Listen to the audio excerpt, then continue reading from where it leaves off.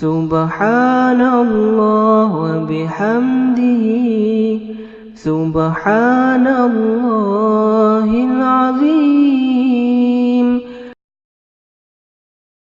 اعوذ باللہ من الشیطان الرجیم وَأَنَّ هَذَا صِرَاطِي مُسْتَقِيمًا فَاتَّبِعُوهُ وَلَا تَتَّبِعُوا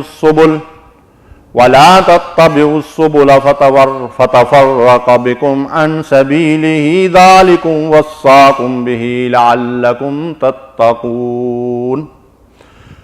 اور یہ دین یعنی اسلام میرا راستہ ہے جو مستقیم ہے، بالکل سیدھا راستہ ہے، سو اس راہ پر چلو اور دوسری راہوں پر مت چلو کہ وہ راہیں تمہیں اللہ کی راہ سے ہٹا دیں گی۔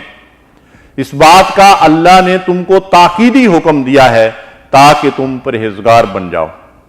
محترم سامعین کرام، سورہ انعام کی اس آیت مبارکہ میں اللہ تعالیٰ نے رسول اللہ صلی اللہ علیہ وسلم کے ذریعے سے جو سچا دین ہم تک پہنچا ہے، جو صراط مستقیم حضور نے ہمیں دکھایا ہے، جن چیزوں کی تعلیم آپ نے دی ہے، انہی کے اوپر عمل کرنے کی تاکید کی ہے، اور فرمایا کہ اگر تم رسول کے ان طور طریقوں کو یا قرآن کے اندر جو باتیں بتائی گئی ہیں ان کو چھوڑ دو گے تو تم صراط مستقیم سے ہٹ جاؤ گے۔ تمہاری نجات کا راستہ یہی ہے کہ تم اس راستے کے اوپر چلو جو راستہ رسول صلی اللہ علیہ وسلم نے تمہیں دکھایا، لیکن شیطان نے آج ہمیں دوسری راہوں کے اوپر ڈال دیا ہے، اور اس بدبخت نے یہ قسم کھا رکھی ہے لَأَقْعُدَنَّ لَهُمْ صِرَاطَكَ الْمُسْتَقِيمَ، جس صراط مستقیم کی طرف اللہ اور اللہ کے رسول بلاتے ہیں، وہ کہتا ہے کہ میں اس کے اوپر خم ٹھوک کر بیٹھ جاؤں گا اور لوگوں کو اس راستے سے ہٹانے کی پوری کوشش کروں گا۔